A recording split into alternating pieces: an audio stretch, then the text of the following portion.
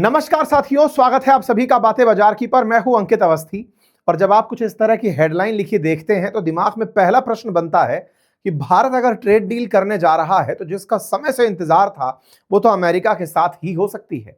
क्योंकि जब last year इसकी चर्चा हो रही थी तो कहा जा रहा था कि भारत व्यापार करेगा अमेरिका के साथ में तो $500 बिलियन का बायलैटरल रिलेशन बन जाएगा।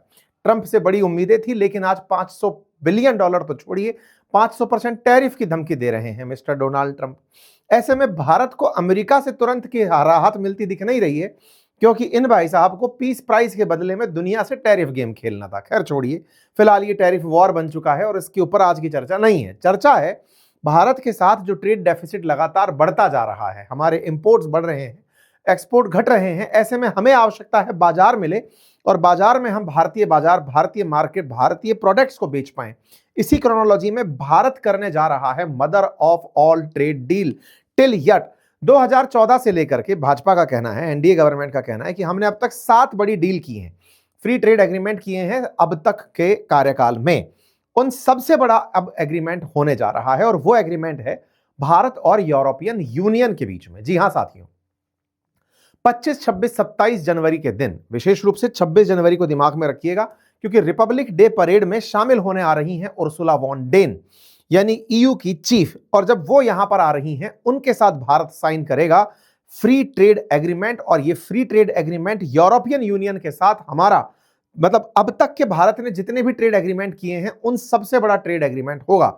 यूरोपियन यूनियन के साथ होने जा रहा ये ट्रेड एग्रीमेंट भारत को कितना लाभ पहुंचाएगा, क्योंकि इसे सबसे बड़ी डील में कंसीडर किया जा रहा है। भारत को 27 यूरोपियन बाजार का एक्सेस मिलेगा और 27 यूरोपियन बाजारों को भारतीय बाजार का एक्सेस मिलेगा। ऐसे में भारत क्या खोएगा, क्या पाएगा, कीपिंग इन माइंड कि आज भारत ईयू से व्यापार करके लाभ कमाता है, यानी ट्रेड सरप्लस में रहता है। भारत प्रमुखता से सबसे ज्यादा ट्रेड सरप्लस रहता है अमेरिका के साथ और उसके बाद सेकंड नंबर पर रहता है ईयू के साथ। जिस ईयू के साथ व्यापार करके हम पहले ही मुनाफे में रहते हैं, उसके साथ अगर हमें टैरिफ में राहत मिल जाए, भारत ईयू के साथ आसानी से व्यापार करने लगे, तो विचार करिए कि भारत के कौन से सेक्टर्स ऐसे होंगे जिनकी चांदी हो जाएगी। आज के सेशन में हम यही जानने जा रहे हैं। 27 जनवरी के बाद भारत के कौन से प्रोडक्ट्स ऐसे होंगे, भारत की कौन सी कंपनियां ऐसी होंगी जिन्हें इस ट्रेड एग्रीमेंट का फायदा होगा। वाइस वर्सा, यूरोप की ऐसी कौन सी कंपनियां होंगी जिन्हें भारत के बाजार में एक्सेस मिलेगा और वो भारत के बाजार में एक्सेस पाकर बाजार बड़ा करके बड़ी हो जाएंगी। इन सब के बारे में आज के सेशन में जानेंगे, क्योंकि इंतजार इनका था, इनसे बात बन गई। भारत जितना व्यापार अमेरिका से करता है उससे कहीं ज्यादा व्यापार ईयू से करता है। लाभ इनसे ज्यादा कमाता है, इनसे थोड़ा कम कमाता है, लेकिन वॉल्यूम बड़ा करके भारत के लोगों को रोजगार, भारतीय बाजार का बड़ा होना, भारत को कल को अगर वर्ल्ड के अंदर विकसित अर्थव्यवस्था बनना है तो अपने एक्सपोर्ट्स और अपने ट्रेड्स को बड़ा करना होगा। उसमें ये ट्रेड डील बहुत काम की और कारगर सिद्ध होगी। इसी के क्रम में आज के सेशन में हम ये चर्चा करने जा रहे हैं। चर्चा करेंगे कि ऐसी स्थिति में कौन सी कंपनियां भारत में आने वाले समय में फायदा लेने वाली हैं। और इसी को ध्यान में रखते हुए मैं आपको जानकारी दूं कि ऑलरेडी यूरोपियन कंपनियां तैयारी कर चुकी हैं।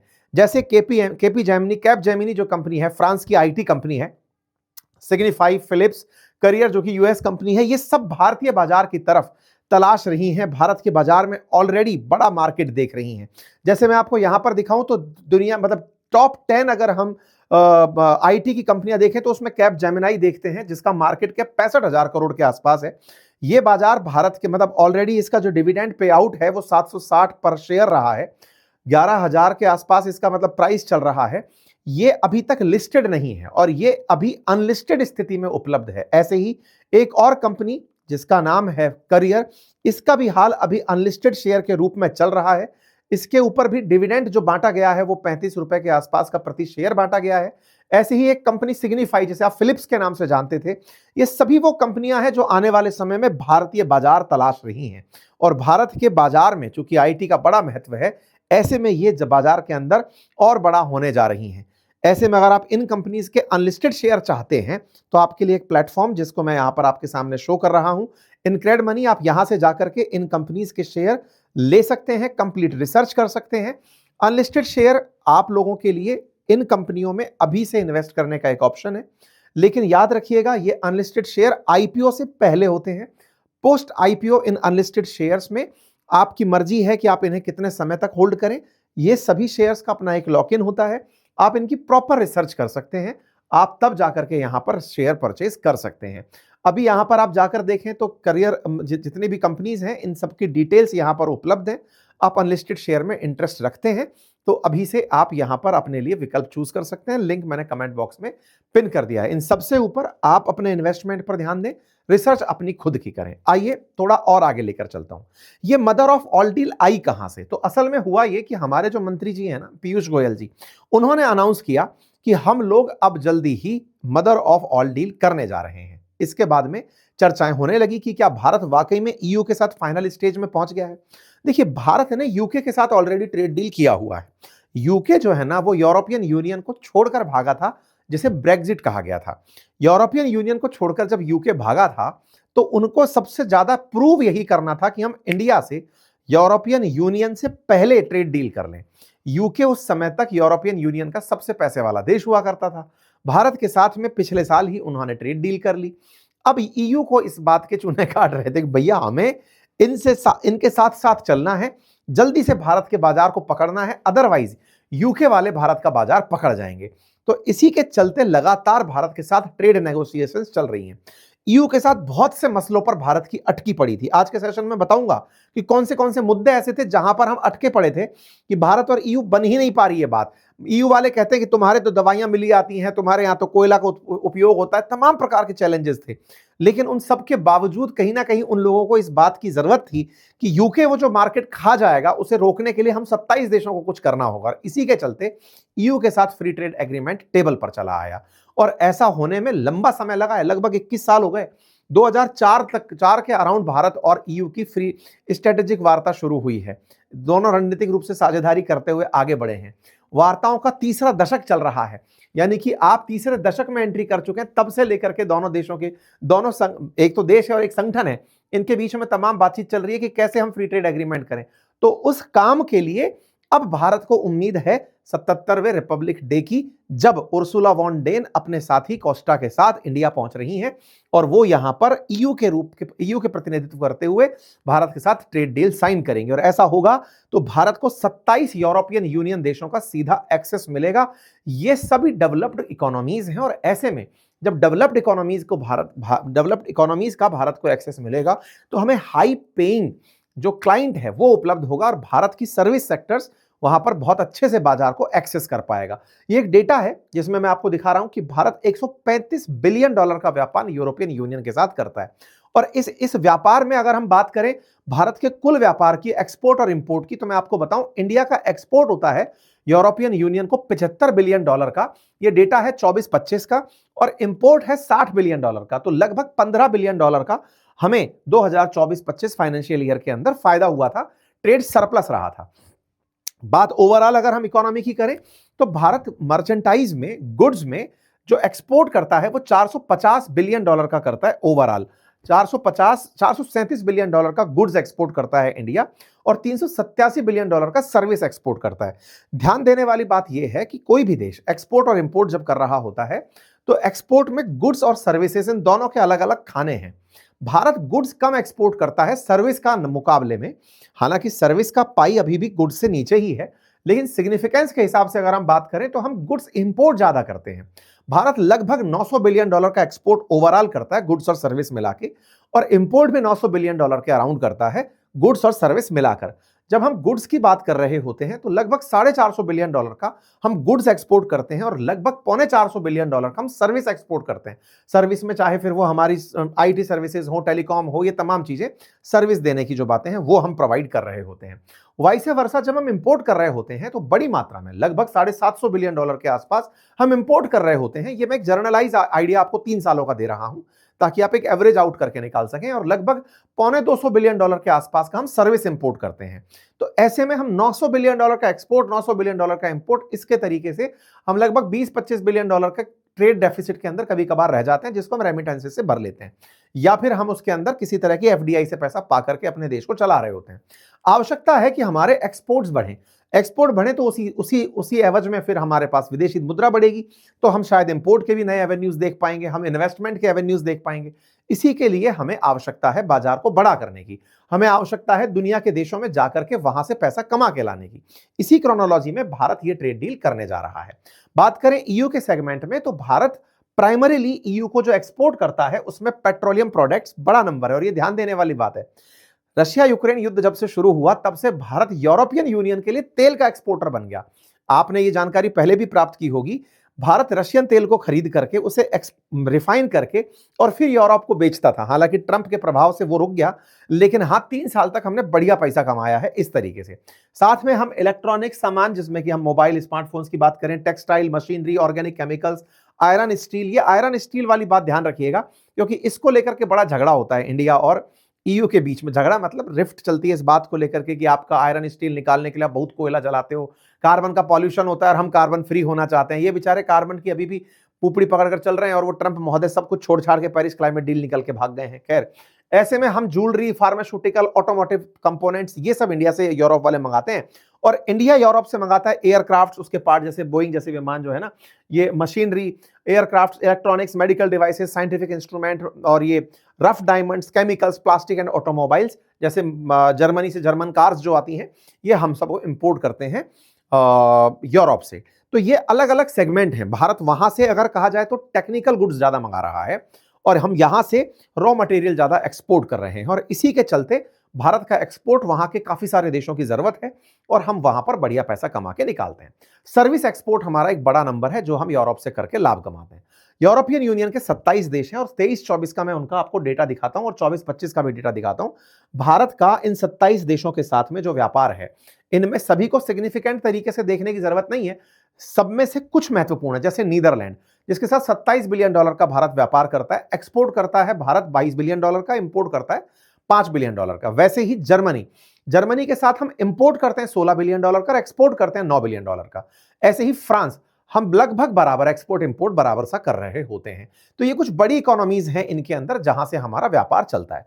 अगर यूरोपियन यूनियन साइड से हम देखें तो ट्रेड में 22 के बाद से हम ट्रेड बेनिफिट में हैं यूरोप से व्यापार करके। ये जो ग्रीन पट्टी देख रहे हैं, ये इंडिया कमा रहा है लगभग $20 बिलियन, लगभग $15 billion, $20-22 billion America European union से व्यापार करके हम कमा रहे हैं।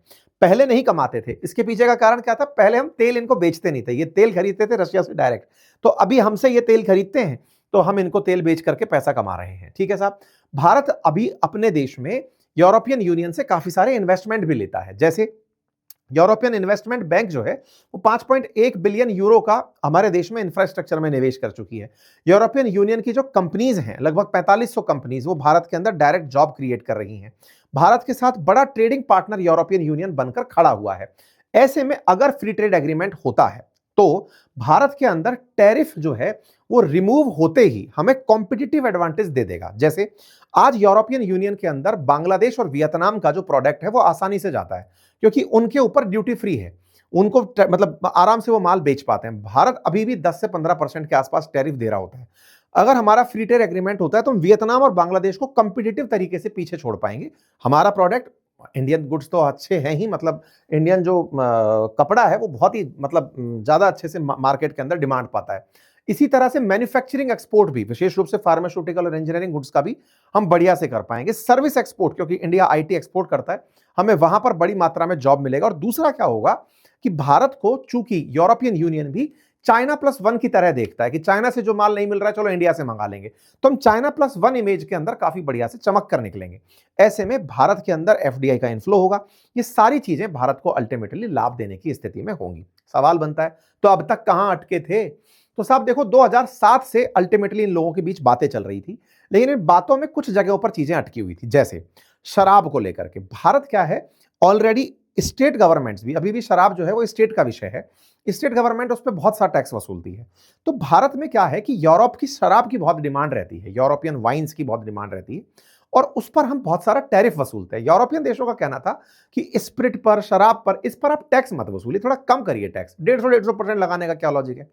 ऐसे ही कई कारों पर 100% से ऊपर टैरिफ, जो कि जर्मन ऑटोमोबाइल्स हैं उनके ऊपर, हमारी जो ऑडी बीएमडब्ल्यू टाइप की गाड़ी है इनके ऊपर। तो ऐसे में इनके ऊपर टैरिफ कटौती की ये लोग मांग करते हैं कि साहब भारत के बाजार को खोलो तो हम बड़ी मात्रा में वहां पर पहुंच पाए। इसको लेकर बड़ी दिक्कतें रही हैं।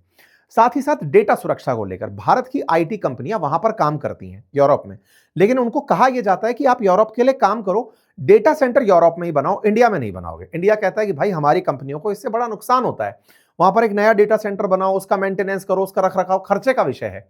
तो ये कहते हैं कि नहीं साहब, डेटा सेंटर तो आपको बनाना पड़ेगा। रीजन ये है, हम आपके डेटा नियमों पर विश्वास नहीं करते।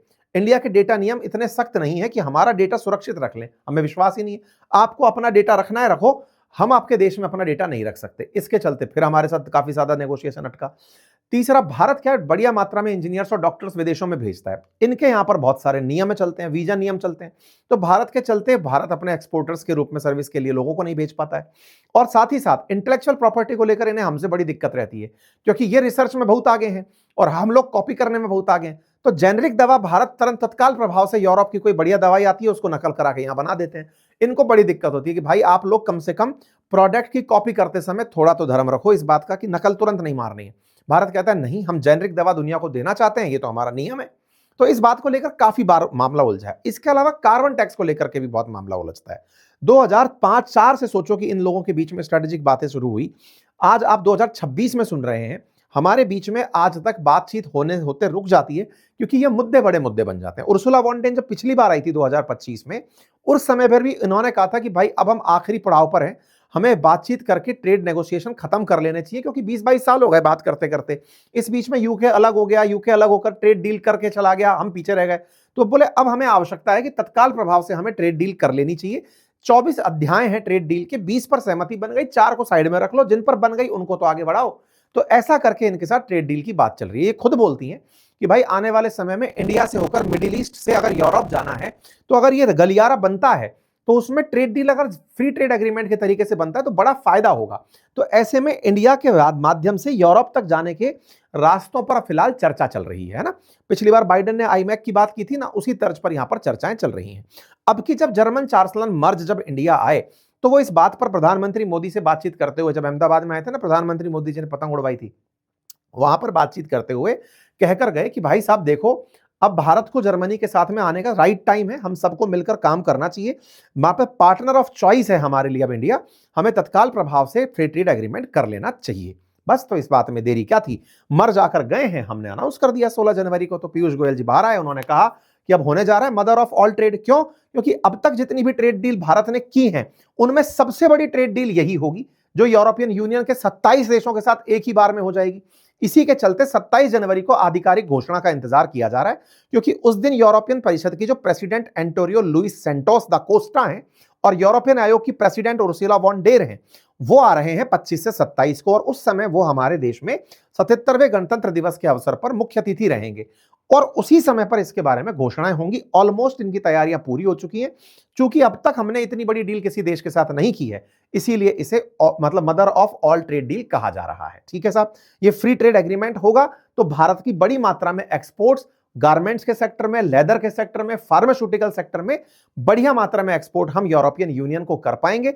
ऐसा मानना है जो थिंक टैंक है जीटीआरआई उसका, कि भाई ऐसे में हमारे जो उधर से आने वाले निवेश हैं वो भी आसानी से आएंगे और हम भी बढ़िया से एक्सपोर्ट कर पाएंगे। उम्मीद की जाती है कि जो ईयू का इंपोर्ट है, जो ऑलरेडी हमारे देश में 8 से 12% लगता है, और उसके ऊपर अगर 0% लगा तो भारत का जो बायलैटरल ट्रेड है ना, 2000 मतलब आने वाले समय में 30% के हिसाब से ग्रो कर जाएगा।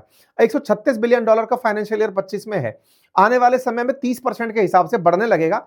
तो ये बड़ा नंबर है, मतलब ये फिर 200-500 बिलियन डॉलर का जो आप ख्वाब देख रहे हो वहां पर पहुंचना आसान होगा। जो टेक्सटाइल एक्सपोर्ट है, जो ऑलरेडी $37 बिलियन का है, वो $100 बिलियन तक पहुंच जाएगा 2030 तक। तो सोचने वाली बात है कि टेक्सटाइल सेक्टर की जो इंडस्ट्रीज हैं, कंपनीज हैं, उन्हें बड़ा बाजार आने वाले समय के अंदर दिख रहा है। ऐसे ही ईयू का जो भारत के अंदर इंडिया के एक्सपोर्ट में जो शेयर है वो अभी 17% है। भारत में हो सकता है बाद में बढ़ जाए, भारत अभी हमारे टोटल एक्सपोर्ट का 17% ईयू को भेजता है, लेकिन कल को अगर व्यापार के रास्ते खुलते हैं तो हम और ज्यादा भेजने लगेंगे। तो इस तरह से भारत का आने वाले समय में ईयू के साथ बाजार फायदे का विषय रहेगा। टेक्सटाइल, अपरेल, आईटी और डिजिटल सेवाएं, रत्न और आभूषण, इन सेक्टर्स में भारत का एक्सपोर्ट बढ़ेगा और ऐसा होने से हमें लाभ होगा।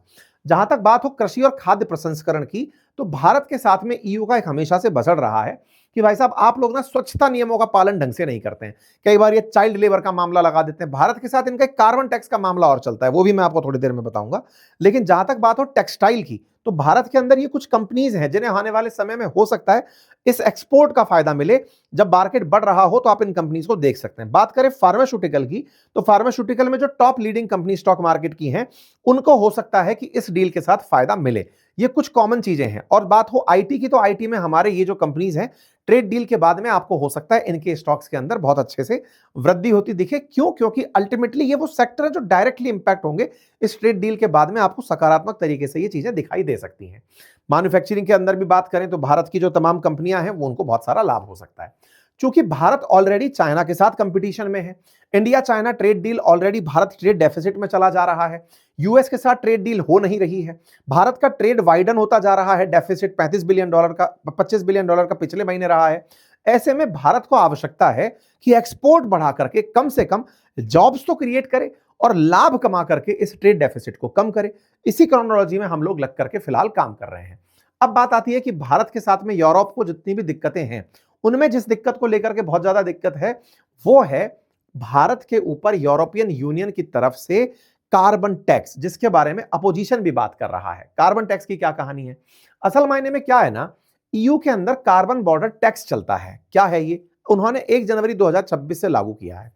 वो ये मानते हैं कि जिस उत्पाद को बनाने में कार्बन उत्सर्जन बहुत हुआ हो, जैसे आप लोग आयरन ओर निकालते हैं, लोहे का अयस्क तो खदान से निकालते हैं, लेकिन उसे स्टील में बदलने के लिए स्टील प्लांट तक लेकर जाते हैं।